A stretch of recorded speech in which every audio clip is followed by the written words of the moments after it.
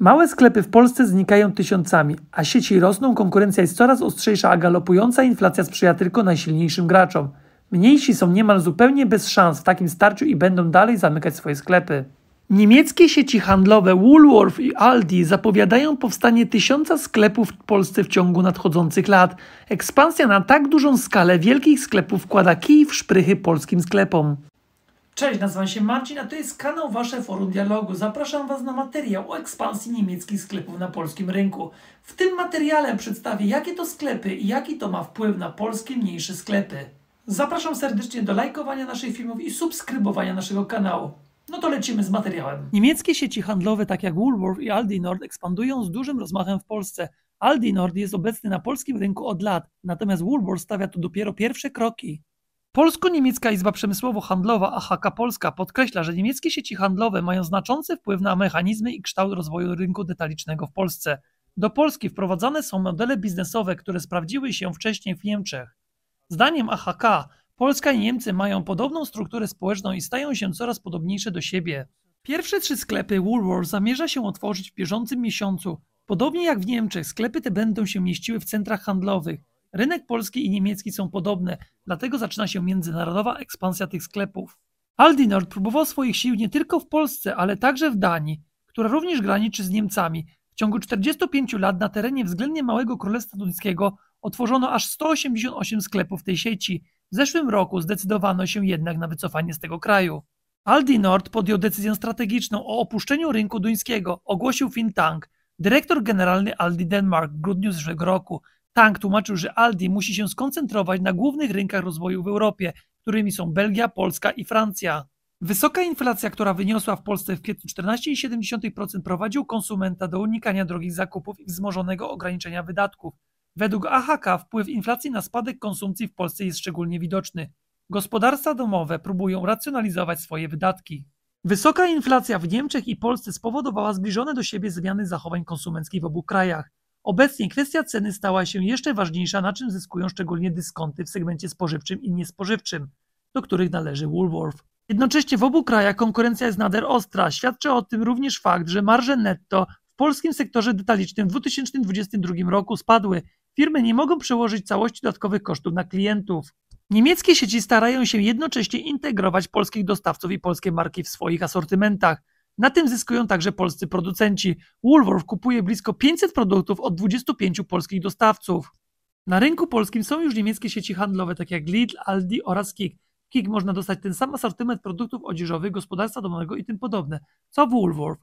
Polityka cenowa jest w tym przypadku także bardzo zbliżona. Ekspansja na polski rynek nie dotyczy więc pojedynczych sieci handlowych, ale całych sektorów handlu, takich jak obecnie handel dyskontowy. W związku z tym Woolworth jest świadomy wyzwania dotyczącego polskiego rynku pracy. Trudno jest pozyskać doświadczonych pracowników do działów handlowych i administracji, bo większość z nich znalazła już zatrudnienie w podobnych firmach. W Katowicach, gdzie Woolworth organizuje swoją siedzibę, brakuje także specjalistów od IT i księgowości. W Polsce Woolworth jest nową siecią handlową, a więc nieznanym pracodawcą. Do kwietnia 2024 roku Woolworth planowo ma mieć 15-25 sklepów w naszym kraju. Potencjał rynku ocenia natomiast nawet na 400 sklepów. W ofercie sieci znajdują się m.in. tekstylia dla całej rodziny, wyposażenie domu, elektronikę, artykuły dekoracyjne, pasmanteria, a także zabawki i artykuły pieśmiennicze. To oznacza, że Woolworth w Polsce konkurować w opozycji będzie przede wszystkim z Pepco, Action i czy Teddy. Również niemiecka sieć spożywca Mixmarkt posiada już w Polsce 3 sklepy w Krakowie, Tarnowie i Opolu, ale zapowiada dalszą ekspansję. Sieć stawia na tzw. etnożywność. W sklepach znajdziemy produkty z różnych wschodnioeuropejskich rynków. Mixmarkt sieć wyspecjalizowała się w sprzedaży międzynarodowych produktów. Pierwszy sklep otwarty został w 1997 roku, a obecnie w Niemczech oraz w Europie prowadzi 349 supermarketów, w tym 3 w Polsce. Ponadto sklepy Mixmarkt znajdują się w Belgii, Bułgarii, Francji, Grecji, Wielkiej Brytanii, we Włoszech, Czarnogórze, Holandii, Austrii, Portugalii, Słowacji, Słowenii, Hiszpanii, Czechach oraz na Cyprze. Jej asortyment obejmuje wschodnioeuropejskie specjały. Dotyczy to w szczególności ukraińskich artykułów spożywczych, bałkańskich specjałów i zakaukaskie produkty. Koncepcja sklepów Mixmarkt cieszy się tak wielkim powodzeniem z uwagi na sprzedaż marek własnych, współpracę z atrakcyjnymi dostawcami w kraju i za granicą, jednolitą politykę cenową. Jeśli chodzi o polskie niezależne sklepy, to tylko w czasie wakacji liczba ich zmniejszyła się o ponad 700, a od początku roku zniknęły 3762 placówki handlu detalicznego. Tak dużych zmian nie było na polskim rynku od lat. Przez ostatnie 2 pandemiczne lata ubyło w sumie tylko 290 sklepów. Uwzględniając ponad 6,5 tysiąca zawieszonych działalności, to w tym roku już łącznie 10,5 tysiąca polskich detalistów zbankrutowało, zamknęło lub zawiesiło swoją działalność. Upadają przede wszystkim małe, niezależne sklepy, dobrze trzymają się natomiast sieci, w tym też franczyzowe. Przed pandemią na rynku było 78 tysięcy franczyzobiorców, dziś to zdecydowanie powyżej 80 tysięcy. Dziś małe polskie sklepy mierzą się z konkurencją dużych dyskontów i balansują na krawędzi przetrwania. Na razie więcej sklepów upadło niż przetrwało. Małe sklepy spożywcze mierzą się z trudną sytuacją z powodu dużej konkurencji i rosnących rachunków np. za prąd.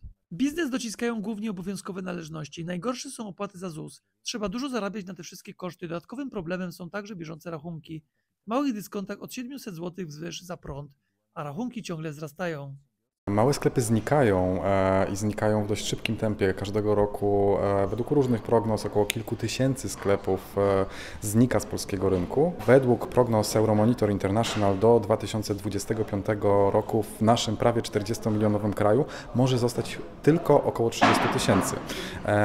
I dzieje się tak głównie ze względu na to, że ciężko im wytrzymać konkurencję ze strony dużych sieci handlowych i niskich cen, które są dostępne na rynku. Natomiast sytuacja nie jest beznadziejna. Jak wynika z badań Platformy MAM, zaczynamy cenić jakość i oczekujemy tego, żeby sklepy były wyspecjalizowane w konkretnych obszarach. Dziękuję serdecznie za obejrzenie mojego materiału i zapraszam w przyszłości na kolejne. Hej!